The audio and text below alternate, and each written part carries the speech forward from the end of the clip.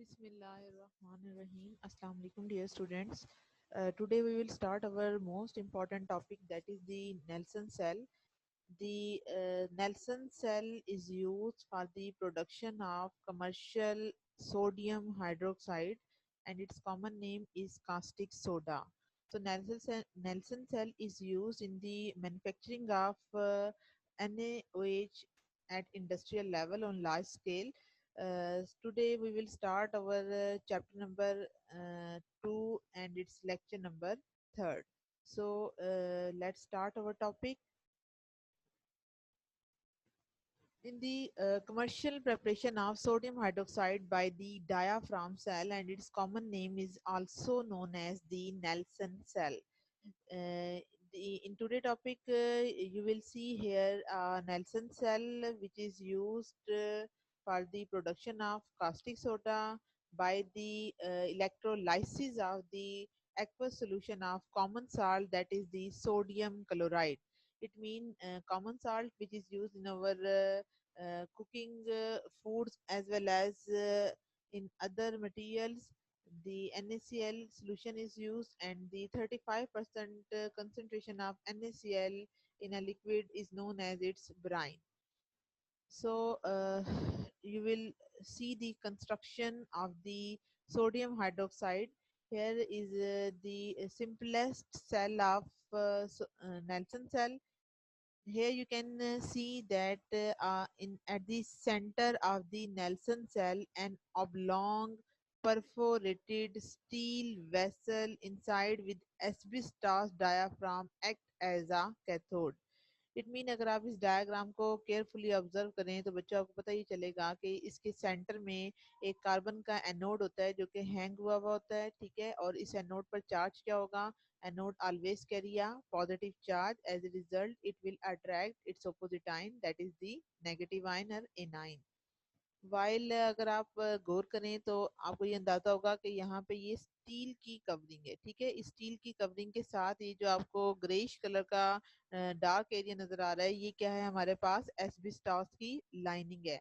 अब यहाँ पे कैथोड और एनोड क्या है? सबसे पहले आप ये याद कीजिएगा कि इस डायग्राम में जो सेंट्रल पोर्शन है वो कार्बन का बना हुआ है, और कार्बन का या जिसको हम ग्रेफाइट, क्योंकि जो कार्बन है उसकी एलोट्रॉपिक फॉर्म होती है, दैट इज द ग्रेफाइट।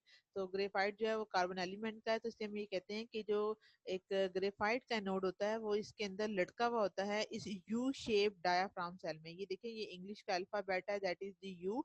तो उस शेप में बिल्कुल सेंटर के अंदर ये हैंग हुआ होता है, और इसकी हैंगिंग जो है वो सोडियम क्लोराइड के सैचुरेटेड सोल्यूशन में होती है। यानी सोडियम क्लोराइड का हम इतनी अमाउंट उस वाटर के अंदर ऐड करते हैं कि उस वाटर के अंदर maximum amount of the solute, that is the NaCl, जो है वो ऐड हो।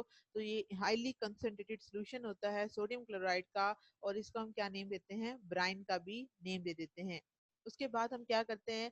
बिल्कुल इसके पैंदे से नीचे की जानिब हम यहाँ पे स्टीम चला देते हैं। स्टीम से क्या होता है कि जो इलेक्ट्रोलाइट्स होते हैं, यानी जो NaCl है, जब वो वाटर में जाएगा तो ये आइंस में कन्वर्ट हो जाता है, that is sodium ion as well as chloride आइन।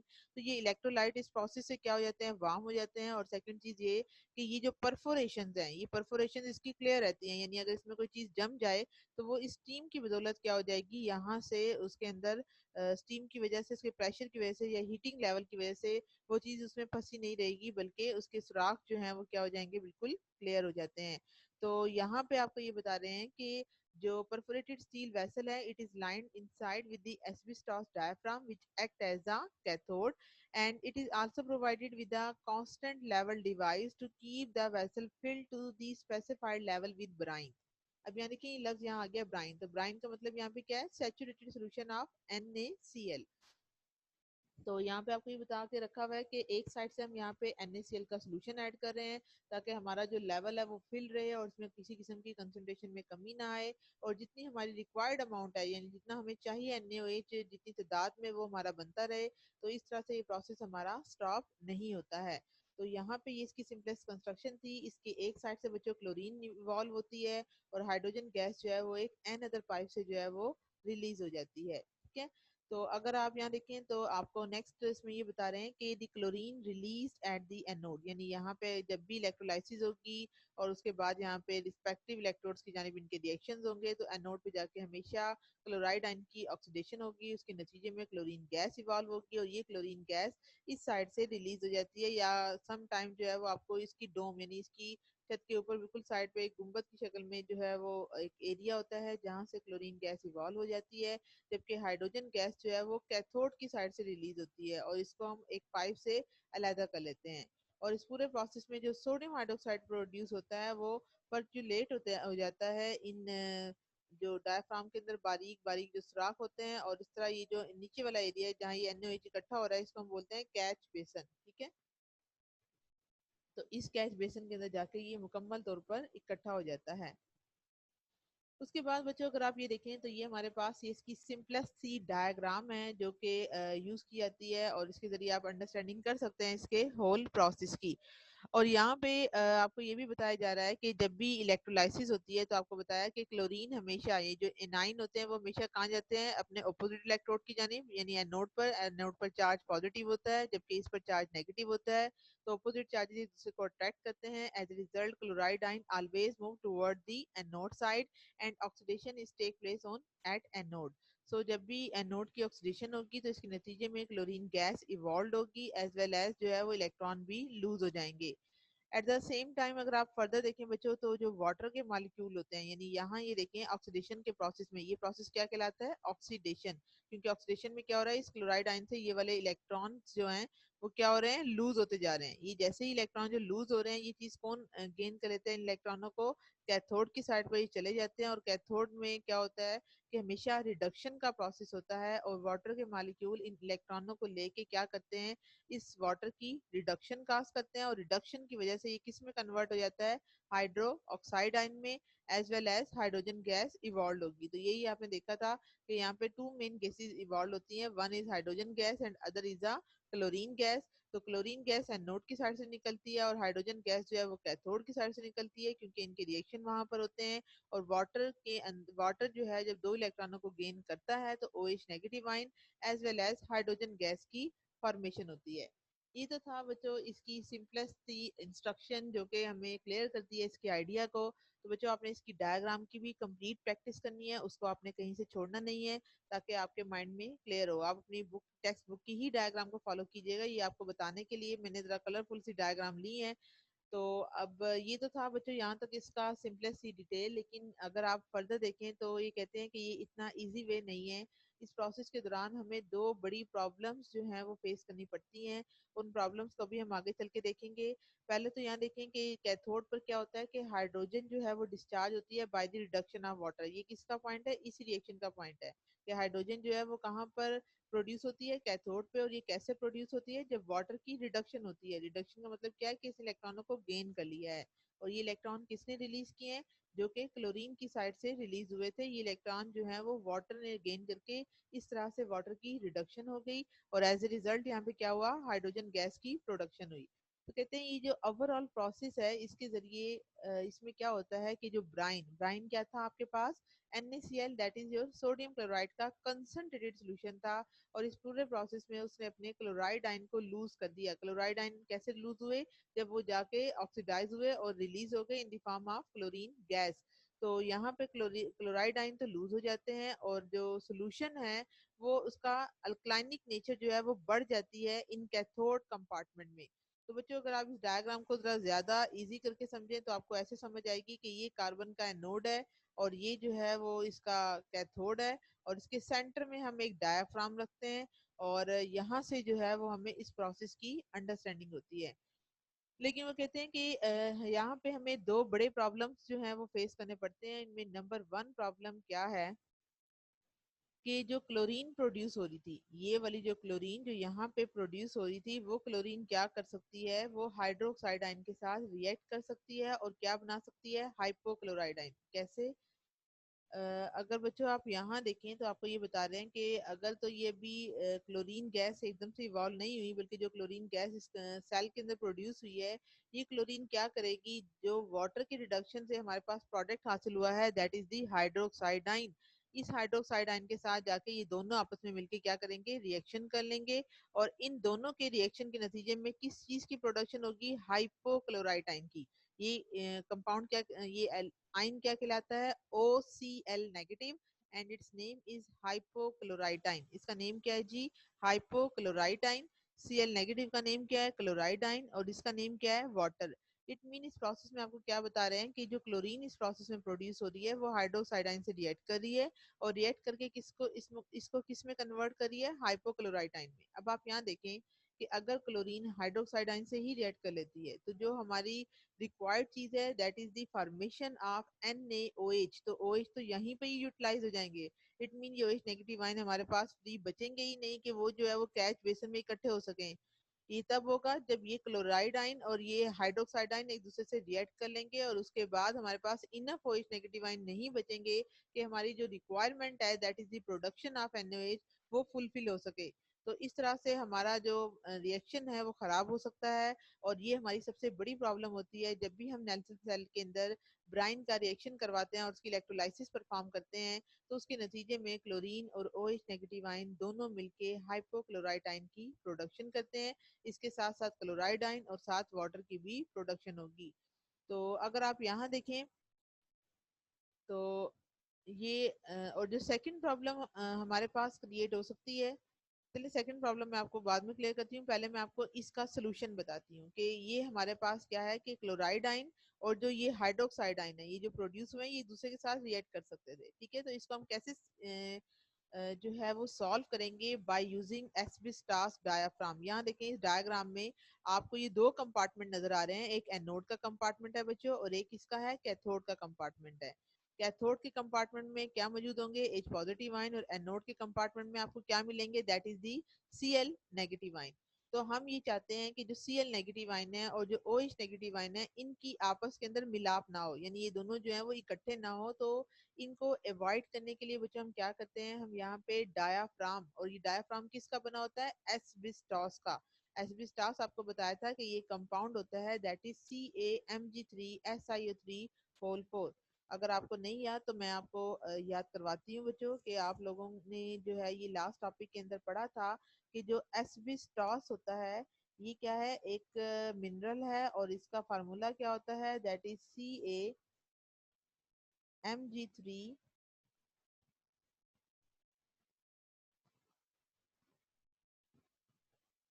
उसके बाद क्या था जी, SiO3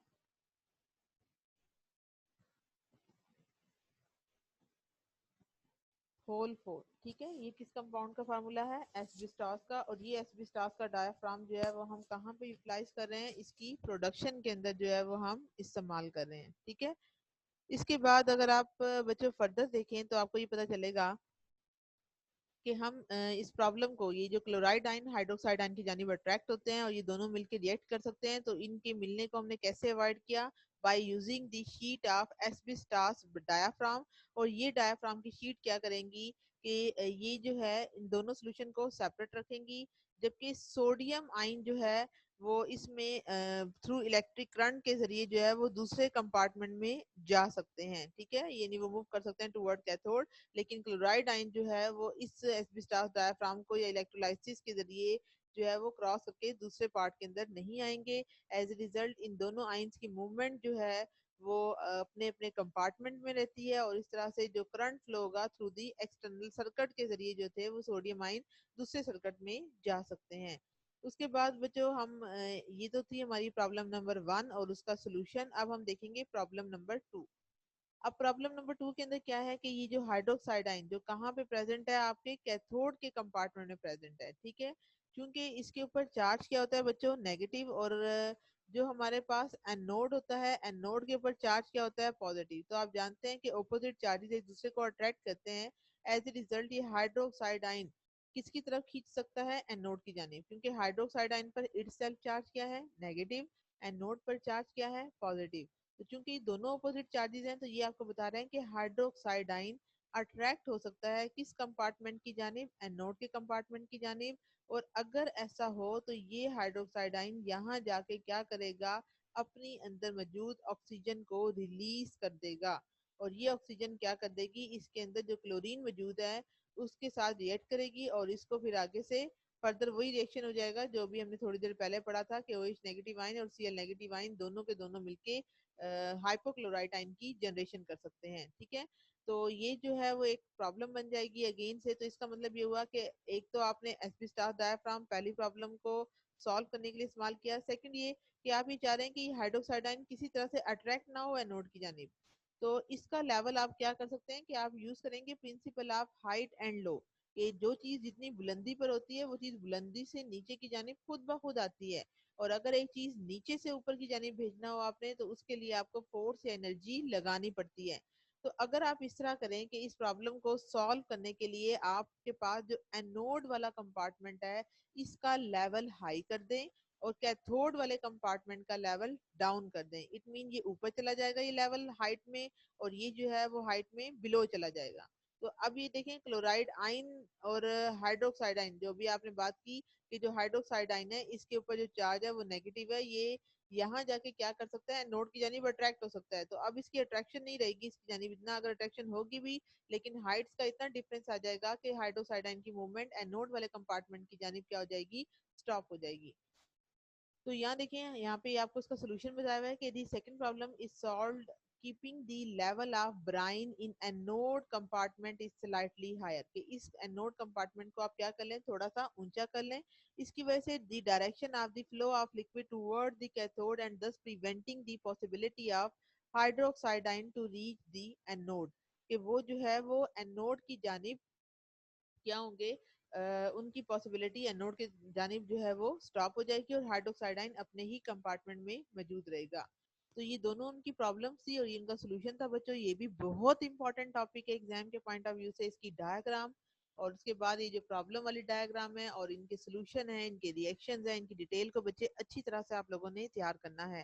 ठीक है, उसके बाद वो ये कह रहे हैं कि जो सोल्यूशन इससे फ्लो होगा कैथोड के कंपार्टमेंट से उसके अंदर क्या होगा जी, 11% NaOH एंड 16% NaCl। यहाँ जरा 12% लिखा गया है, तो जनरली आपको बता रहे हैं कि 11% NaOH होता है जो आपको कैथोड के कंपार्टमेंट से मिलेगा। कि जब आपने प्रॉब्लम्स को ओवरकम कर लिया तो उसके बाद सोडियम आयन और हाइड्रोक्साइड आयन कैच बेसिन में जाके NaOH फॉर्म करेंगे, लेकिन इस प्रोसेस से आपको सिर्फ और सिर्फ 12% सोडियम हाइड्रोक्साइड हासिल हो रहा है और अभी भी आपको 16% जो है वो NaCl इस प्रोसेस से हासिल हो रहा है।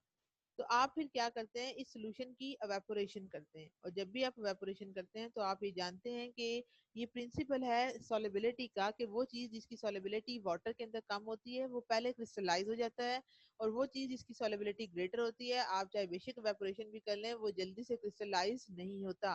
तो इट मीन ये जो एवेपोरेशन का प्रोसेस है इसके नतीजे में क्या होगा कि जो हमारे पास इन दोनों का आप कंपैरिजन करेंगे तो NaCl लेस सॉल्युबल है वाटर में एज कम्पेयर टू NaOH, तो ये जो है वो जल्दी जल्दी क्रिस्टलाइज हो जाएगा और क्रिस्टलाइज होने पर आप क्या करेंगे, इसको फिल्टर कर लेंगे।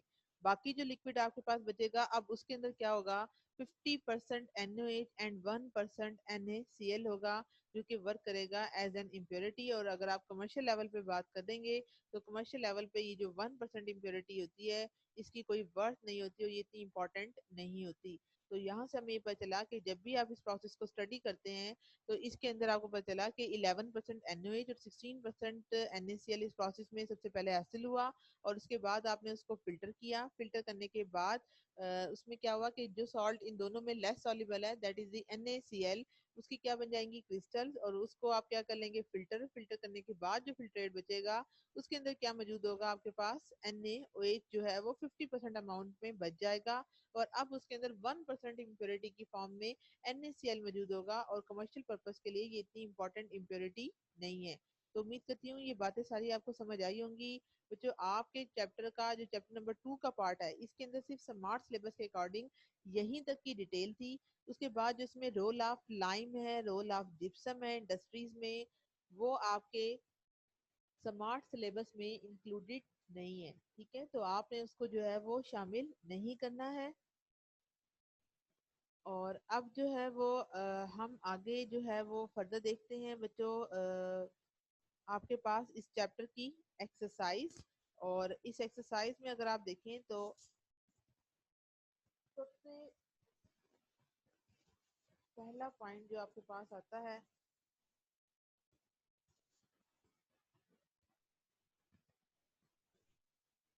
अगर आप इसकी एक्सरसाइज को देखें तो एक्सरसाइज से आपको आइडिया होगा कि इसके अंदर डिफरेंट तरह के क्वेश्चंस हैं। और आज हमारा क्योंकि चैप्टर यहाँ तक एंड हो रहा है तो मैं आज आपको इस चैप्टर की एक्सरसाइज भी साथ ही करवा दूंगी ताकि आपको जो है वो किसी किस्म की कोई भी कंफ्यूजन जो है वो क्रिएट ना हो। ठीक है, तो इसके अंदर अगर आप देखें बच्चों,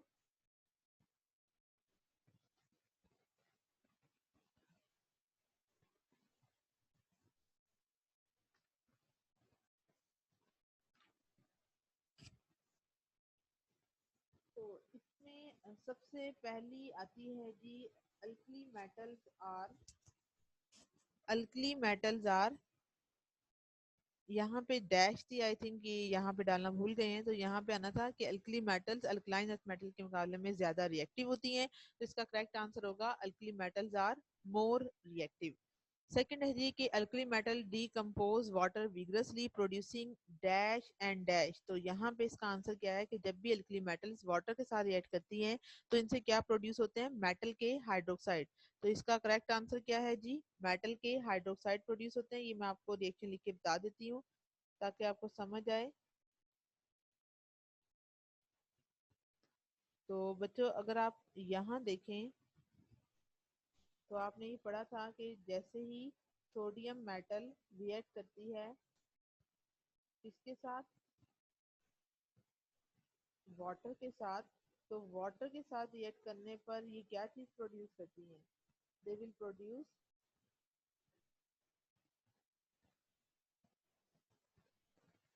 metal hydroxide. It mean metal का हाइड्रोक्साइड यहाँ पे कौन सा है, that is sodium hydroxide as well as the release of hydrogen gas. तो यहाँ से आपको ये पता चला कि जैसे ही आपने इसको देखा इसकी डिटेल को तो आपको आइडिया हुआ कि इस प्रोसेस के दौरान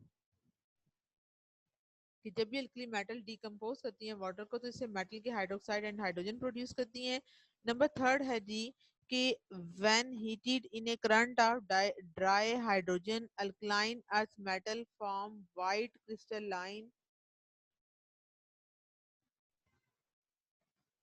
वाइट क्रिस्टलाइन के बाद आई थिंक यहाँ पे जो है वो डैश आनी चाहिए थी, and then crystalline of the type MH2। तो बच्चों इसका आंसर जो है MH2 किसको रिप्रेजेंट करता है, ये क्या बनाते हैं, व्हाइट मेटल के हाइड्राइड। M क्या है, मेटल है, और ये क्या है, हाइड्राइड है। उसके बाद है the beryllium hydroxide like the hydroxide of aluminium is amphoteric while the hydroxide of other member of the group second A they are basic. ठीक है, इसका आंसर क्या आएगा, बेसिक।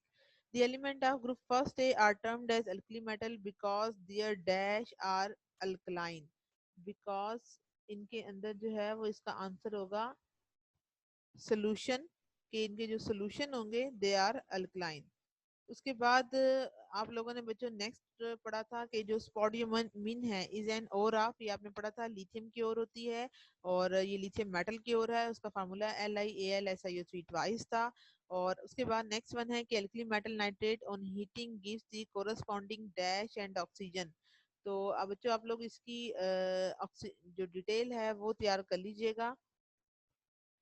तो यहाँ पे आपको बता रहे हैं कि अल्कली मेटल के नाइट्रेट्स, नाइट्रेट जो है वो किस में कन्वर्ट हो जाते थे, नाइट्राइट में। जैसे NaNO3 था ना वो सोडियम नाइट्रेट, वो कल किस में कन्वर्ट हुआ था, NaNO2 में, तो उसका नेम क्या था, नाइट्राइट। उसके बाद है sodium carbonate is the chemical formula of a mineral of sodium which is known as, इसको हम क्या बोलते हैं, नेट्रॉन।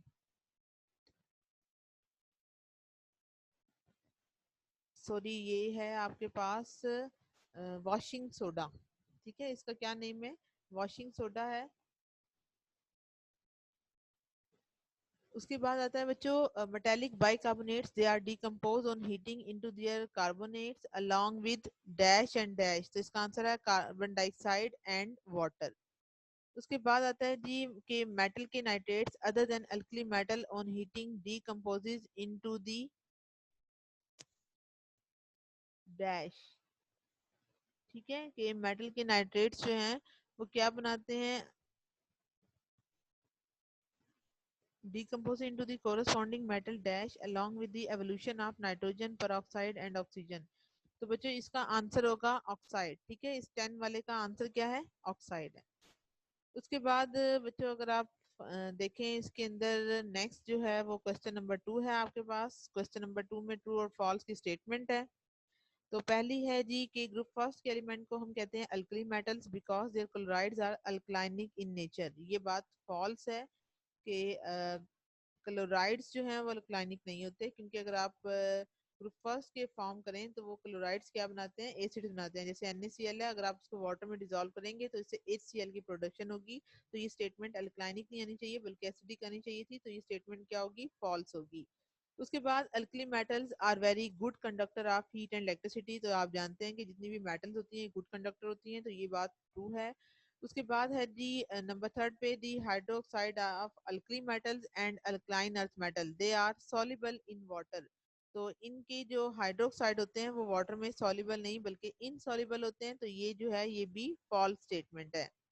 उसके बाद नंबर 4 है जी कि plaster of Paris is a hemihydrate. तो ये जो है वो ट्रू स्टेटमेंट है कि प्लास्टर ऑफ पेरिस में एक्चुअली जिप्सम के अंदर 2 वाटर होते हैं और प्लास्टर ऑफ पेरिस जो है वो कैल्शियम सल्फेट डॉट 1 वाटर का मॉलिक्यूल होता है, तो इसको हेमी का मतलब होता है हाफ। तो ये जो है वो हम इसको ऐसे लिख सकते हैं, ये ट्रू स्टेटमेंट है।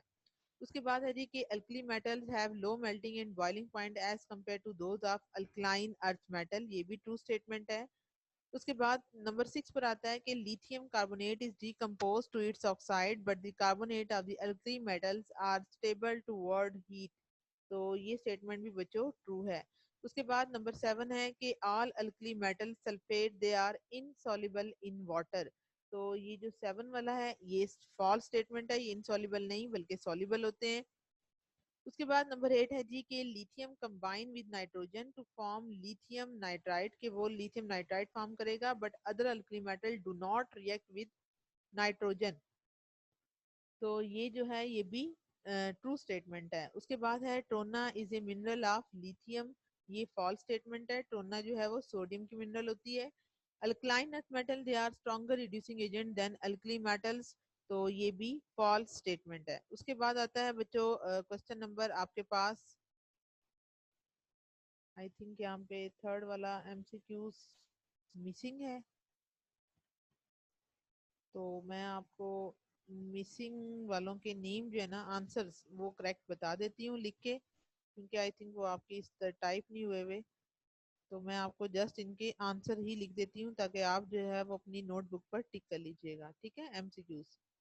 तो यहाँ जो है वो आपको मैं MCQs के हवाले से बता रही हूँ। और यहाँ पे फर्स्ट वन MCQ है। पहला MCQ था जी कि which one of the following doesn't belong to the alkaline earth metal, कि इनमें से कौन सा ऐसा है जो अल्कलाइन अर्थ मेटल से बिलोंग नहीं करता है। तो आप भी जानते हैं कि रेडॉन जो है वो अल्कलाइन अर्थ मेटल नहीं है, तो ये इसका राइट आंसर होगा। नंबर 2 है हमारे पास, that is the oxides of beryllium are dash.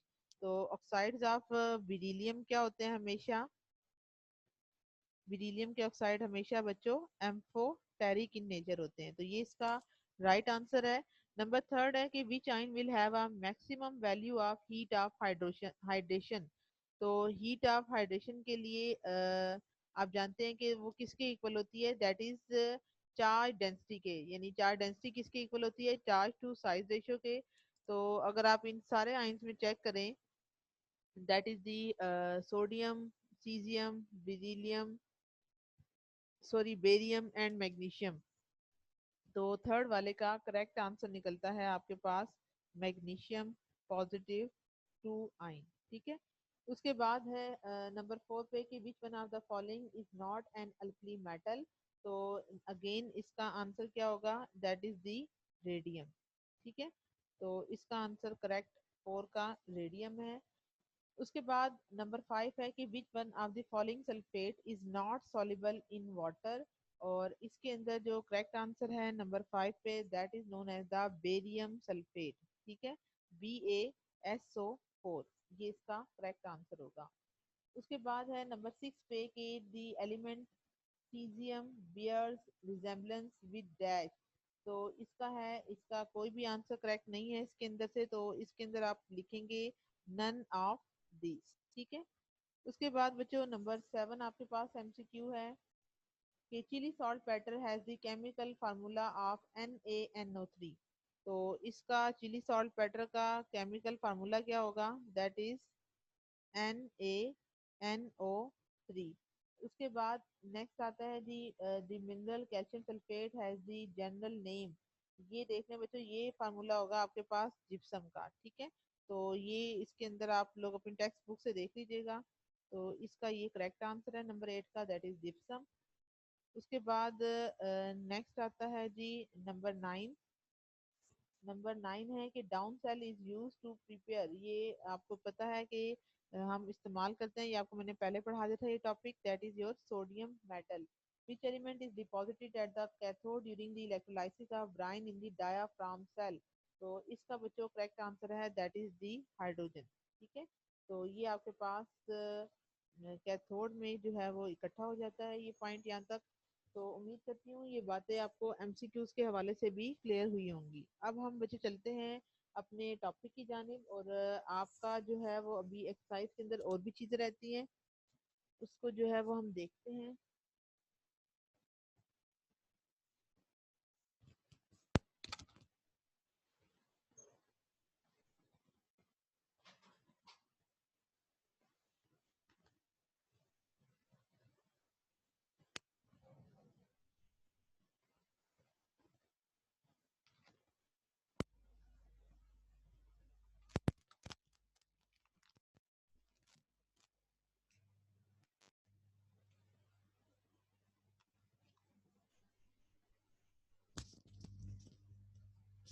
Sorry students, due to some reason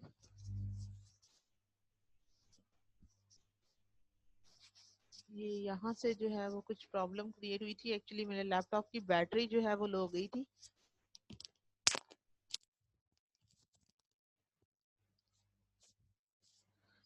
जी। अब हम देखते हैं आगे इसका फर्दर क्वेश्चन। तो बच्चों हमारे पास इसका नेक्स्ट ऑनवर्ड क्वेश्चन है, that is the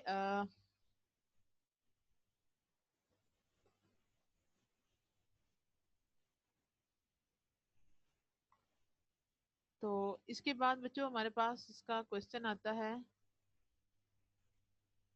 question number 3 I think हमारे पास नहीं था, वो एमसीक्यूज मैंने आपको बता दी हैं। अब क्वेश्चन नंबर 4 पे देखिए जरा, that is give the name electronic configuration and the occurrence of S block element. तो ये जो है वो आप लोगों ने चीजें पढ़ ली थी।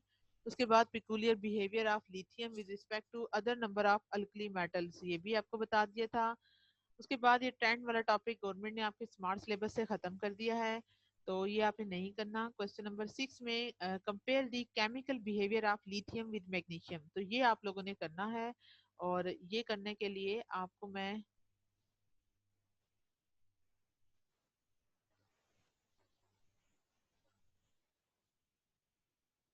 ये आप लोग इसको नोट डाउन कर लीजिएगा, ठीक है। कि केमिकल बिहेवियर लिथियम का मैग्नीशियम के साथ है, ये आपको मैंने टॉपिक में भी बताया था कि हर टॉप एलिमेंट की प्रॉपर्टीज अपने मेंबर से मैच नहीं करती, बल्कि अदर ग्रुप के सेकंड मेंबर से जाके मैच करती हैं, और इस बिहेवियर को हम क्या नेम देते हैं? डायगोनल रिलेशनशिप का, ठीक है।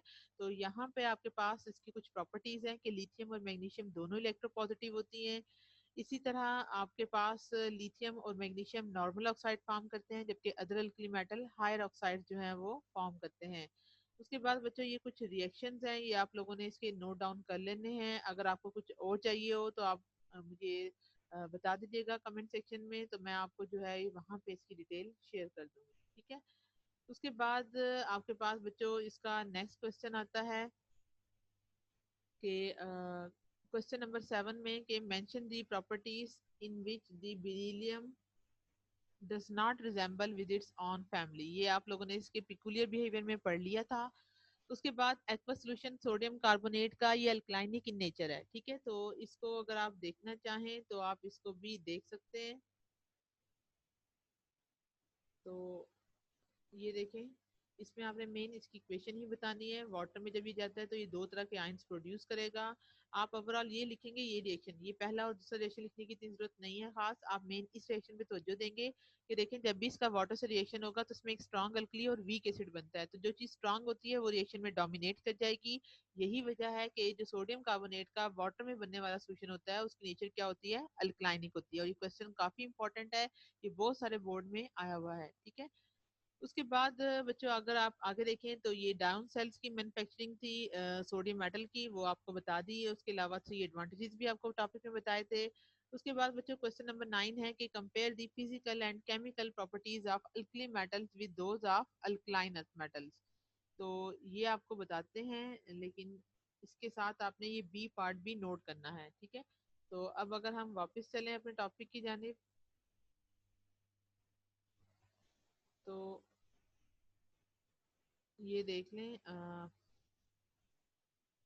ये वो प्रॉपर्टीज हैं अल्कली मेटल्स की जो कि आप सिमिलैरिटीज और डिफरेंसेस के हिसाब से लिख सकते हैं कि अल्कली मेटल्स और अल्कलाइन अर्थ मेटल्स में क्या चीजें कॉमन है। जैसे दोनों के दोनों एस ब्लॉक हैं, इन दोनों के एलिमेंट हाईली इलेक्ट्रोपॉजिटिव हैं, इन दोनों ग्रुप के एलिमेंट फ्री स्टेट में नहीं पाए जाते, इन दोनों एलिमेंट को हम तैयार कर सकते हैं by the electrolysis of the fuse salt.